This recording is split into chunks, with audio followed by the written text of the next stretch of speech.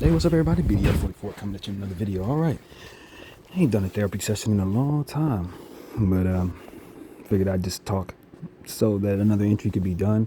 You guys know where I've been at lately in regards to my situation. It's a countdown for me in regards to the court date and all of that good stuff. So that's just what I got going on. I'm waiting to see what's gonna happen within like 6 days from now or something like that. So until then, I'm just trying to get reconnected with God, try to get back on track. As I told you guys, I had fallen off track, and with my energy, and I'm back on to where I want to be. I've reeled it in, and feels stable in regards to how my energy feels right now. God is good all the time. So that's really that. Excuse me. Of course, y'all been seeing me put up entries in regards to the NBA and the Lakers on this channel left and right. That is definitely something that's been keeping me going. That's why I haven't been doing therapy sessions as well, because I feel like that's getting all of it out. As I told you in the last therapy session or the one before it, I just haven't, with the stuff that I got going on, I didn't really want to talk about none of this stuff, honestly. And still do not, to be honest. But nevertheless, I'm managing. I'm doing, I'm doing. So that's really it, man. I just wanted to come up here and give you that particular little bit of information and get into a different topic, because really what's on my mind is what I just saw. As I always tell you guys on Instagram, I just saw something that was interesting. And it was this dude Shaka Zulu that I was telling you about, that I follow, who he had posted a picture of an Egyptian mummy who had been dug up, and like they always do. And he said, they don't respect. Why do they keep digging up ancestors? You know what I mean? Why they keep digging up our ancestors? Because it showed that the lady was sprawled. They had her like they always do with our ancestors, and they showed her hair was curly, and so that likely made it so that people think natural thoughts when you see her curly hair, and immediately you think, oh, the Egyptians. There's more to their history than what we are what we're talking about, and all these different understandings. I personally don't really find myself knowledgeable to really go out in front of people and say what I know and what I don't. I'm just not gonna do that about a country I've never been to. But what I can say is, I just think it's really sad that we're in a space where you can just dig people up, look at their dead bodies, and not consider certain things. Now, granted, that makes me a hypocrite, because I do believe a lot of the answers to our historical, our to who we are and where we're from is going to be within those mummies, within what they were buried with, within some of the stuff that they passed away with. We will know a lot. How they ate, all of that stuff is probably well known at this point, because of archaeologists who have done what it is that I say I'm frustrated with this moment. But I just think it gets to a point where it's like, is there really a sweet medium to this? Are we digging up all of who we need to dig up to learn what it is we need to know? Or are we just digging up people to dig them up? And if so, do we understand that there's a good chance that our great grandkids are going to probably do the same thing to us, as we think we're going into our, for our final resting place, only to be dug up 2,000 years from now so they could pull off our Nikes or something like that and put them in a museum? I mean,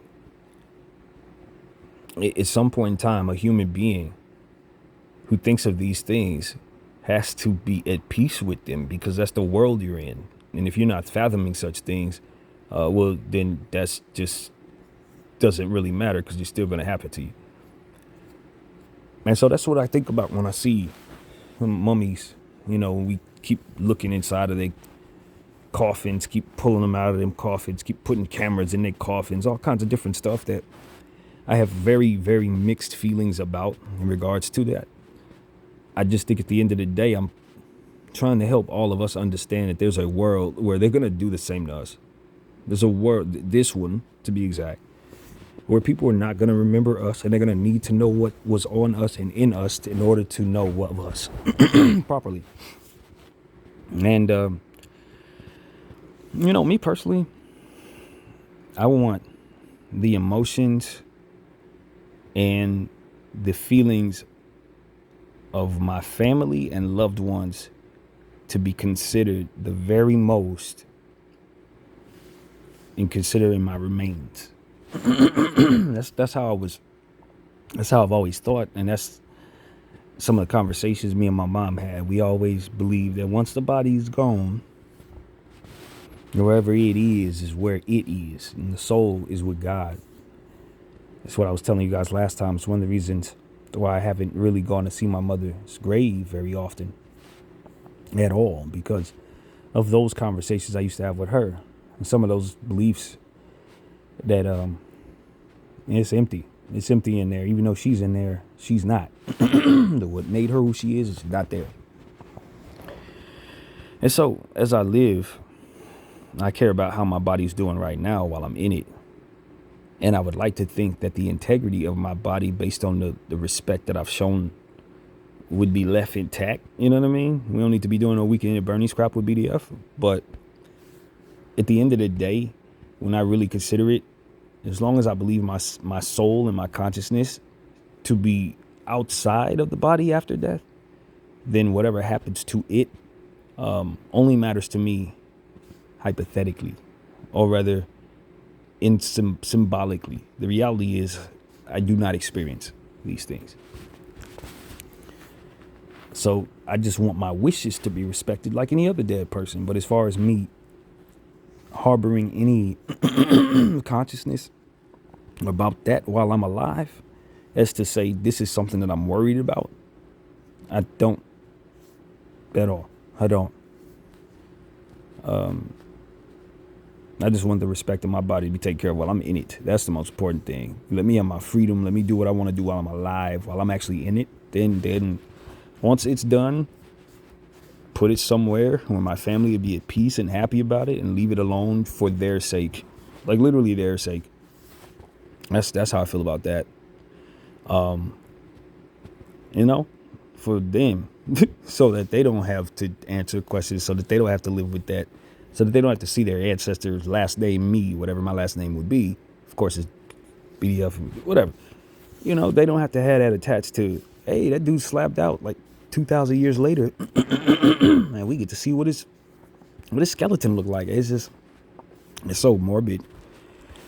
But it's exactly what we do to them. That's what we did to the forefathers. We dig them up, especially if they're from Africa or Egypt or in those areas. We want to, ancient areas, we want to dig into those people's graves. And just, for me, the why matters.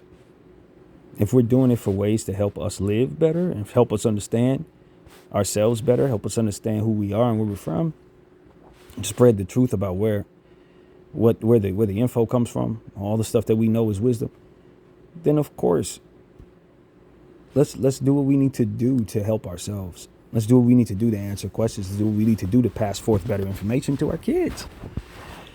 But if we're doing it to be just doing it just to be doing it, which I don't think many people do these type of things just to be doing them, and that's obviously something we should try to get away from culture-wise. We should definitely want people to stop doing this. We should shun and shame all who wants to do weird stuff with our ancestors. And I think that kind of goes without saying. So, that's where my head goes in regards to that. I like my freedom. I like being able to enjoy what I got going on while I'm in the body. And so that's the priority here in that way. Really give too much credence to what happens afterward, but we do want respect paid to our our loved ones and our remains. So let's give some credence to that as we live our lives disrespecting the dead in whatever way we may. That's what I want to say. Oh, I also saw something on IG that I thought was really interesting. Hood War Stories put up a post about 10 minutes long, as they always do, on various gang life, and usually it's in LA. I think it's mostly in LA, mostly in California, rather. Damn dense ass weeds got me choking a little more. Anyway, so this is what we're saying. Michael Jackson is who they did the story on. They were essentially giving us the rundown of how he made the video with all the gang members in it. Beat It, I believe, was the video he did that with. And I think he probably did 2 videos like that. But I think they only referred to Beat It. I know there was another video where he was dancing in the street. That wasn't Beat It, I don't think. But he used them. He used gang members nevertheless. And they just told us a story of how he got all of these West Coast hardcore gang members in like the heat of gang violence, 80s, ops, and all different types of people who would never ever be in the same place at the same time. He got them together. And he did it in a way that kept the peace. He did it in a way that had people who weren't present in the video still represented in the graffiti as well. Some of the folks that he didn't put in the video, he brought down there to throw their hood up, put their set up.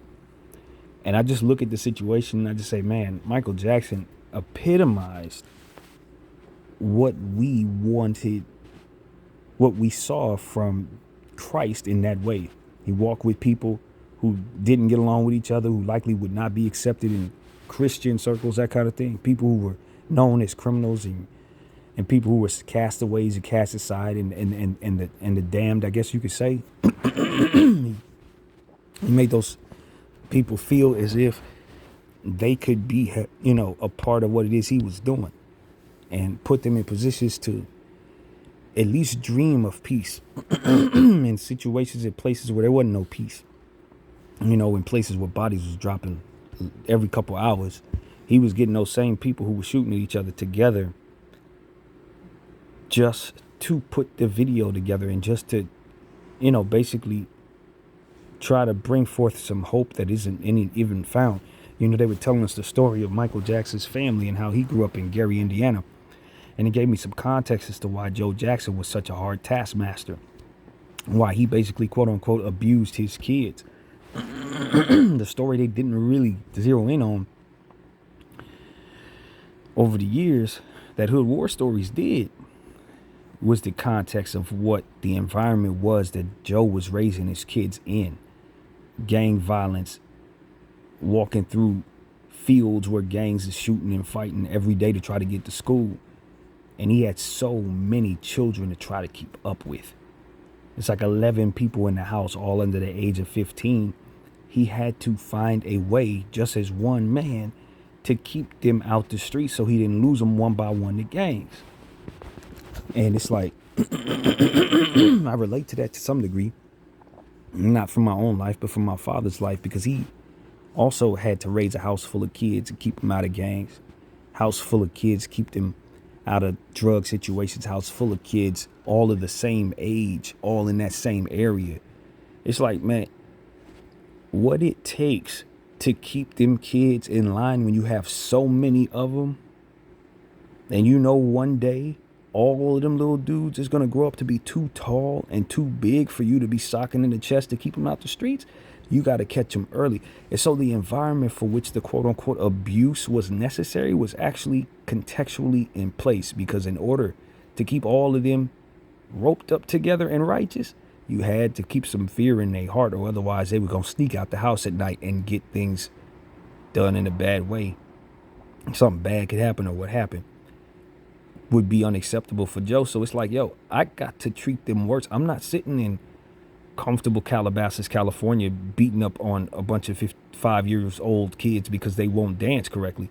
This is our ticket out of this unsafe and deadly environment, and I gotta hurry up and get them out of here before they get too big to listen.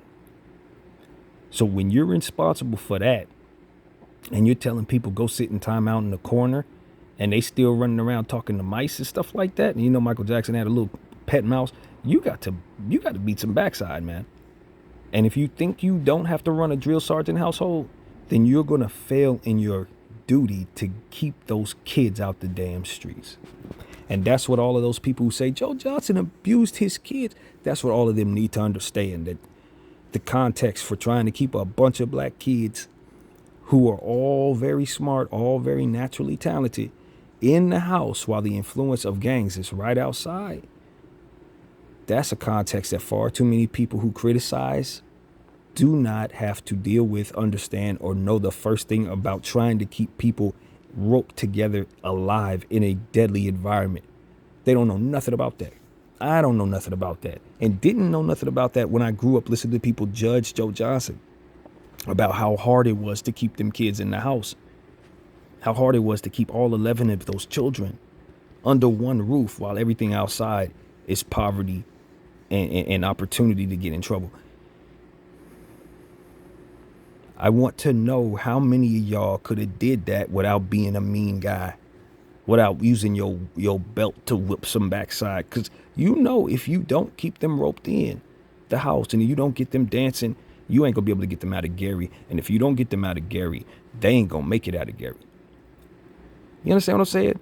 And so when you realize you could get these kids to LA by the age of 9, every single practice is important because you got to get them to that level so they can get on the Ed Sullivan show, so they can do Soul Train or whatever.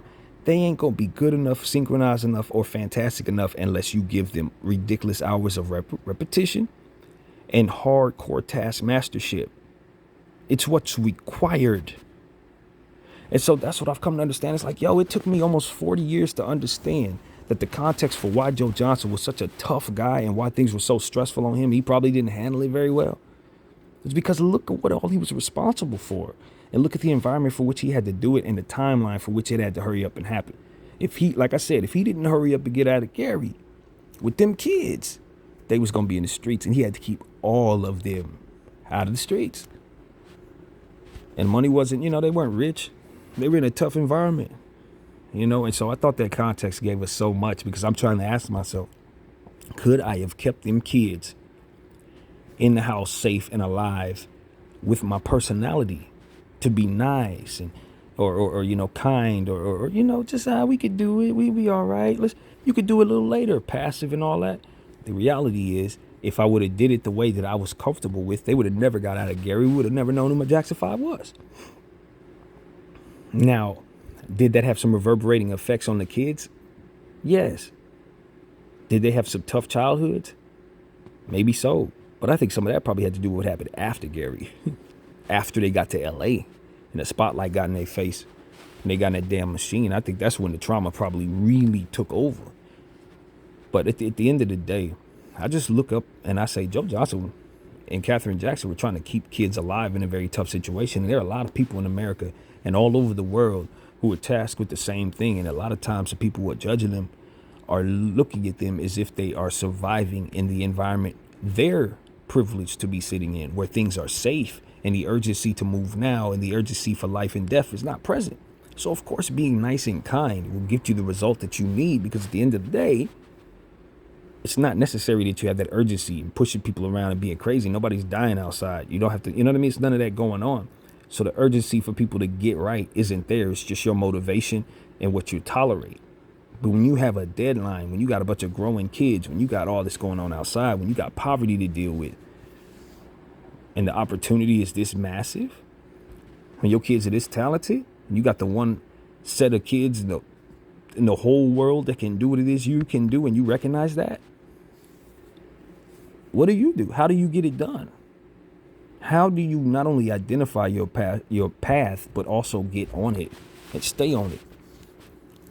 You know what I'm saying? So it's like, if you couldn't do what he did, or you can't surmise the full context that's available for us to see from the outside looking in, then your criticism of circumstances don't provide you the full understanding of what it is you're talking about. You got to be able to see where all of this is happening, what the context of what it is that person was dealing with, in order to fully know if what they're doing really holds any contextual understanding for you.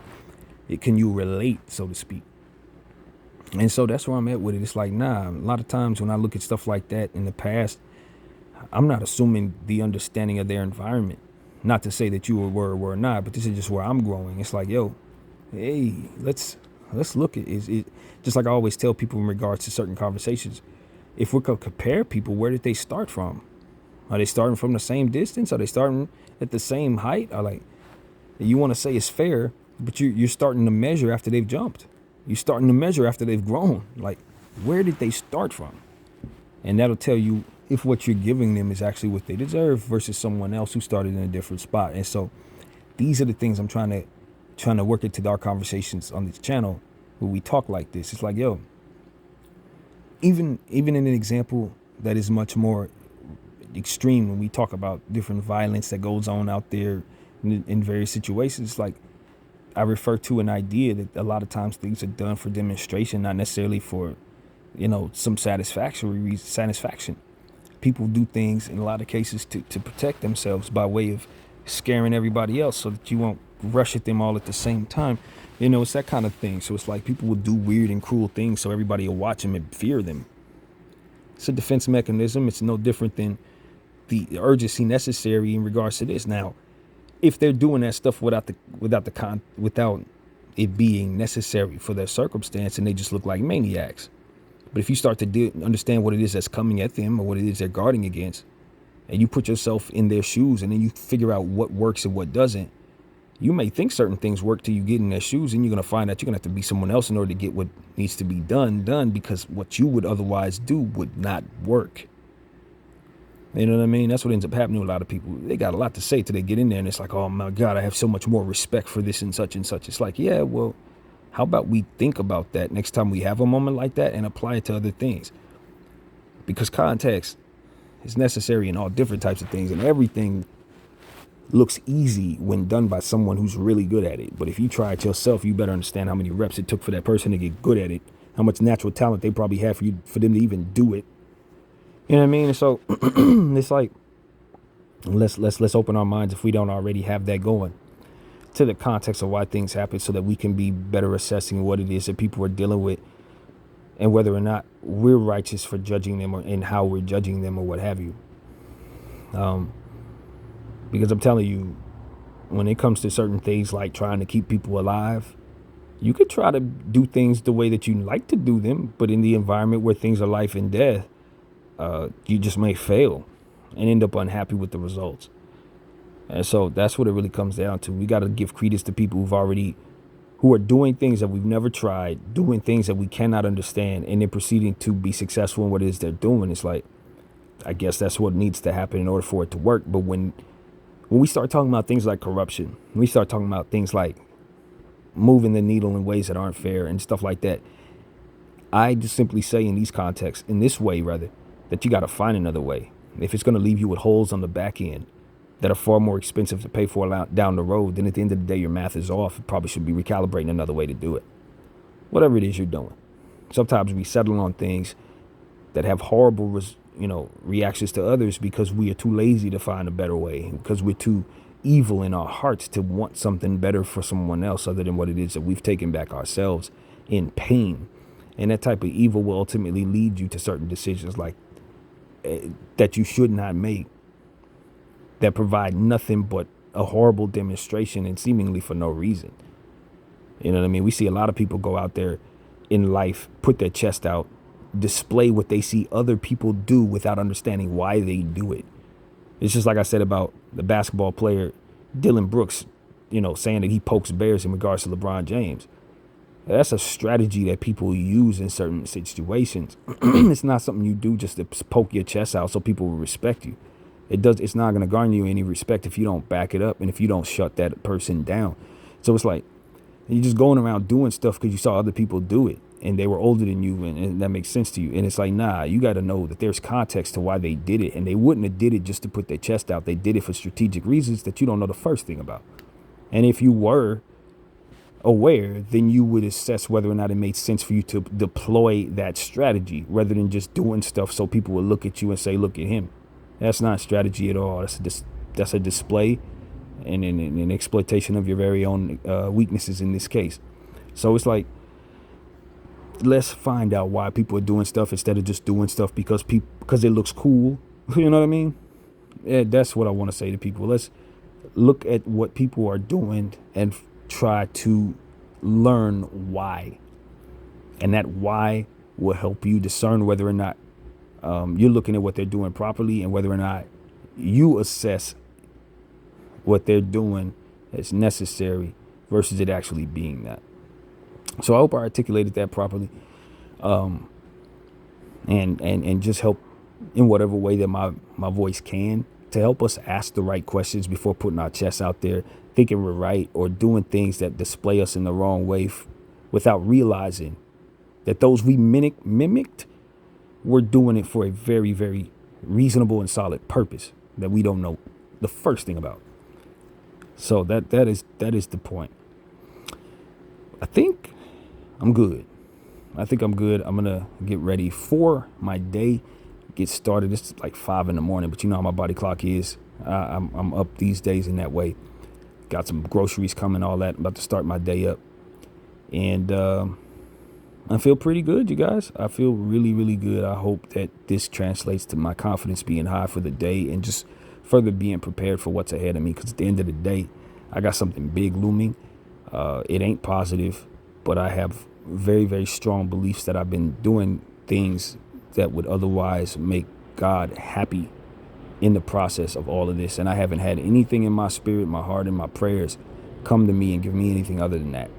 This is still very much a tough situation, but it doesn't feel spiritually backwards. So I'm just rolling with the Lord wants for me, and hopefully he can put me in the right place at the right time in my right mind to let my light shine and to allow others an opportunity to shine along with me. That's what I have to say, man. My name is BDF 44. I thank you all for watching. I'm out.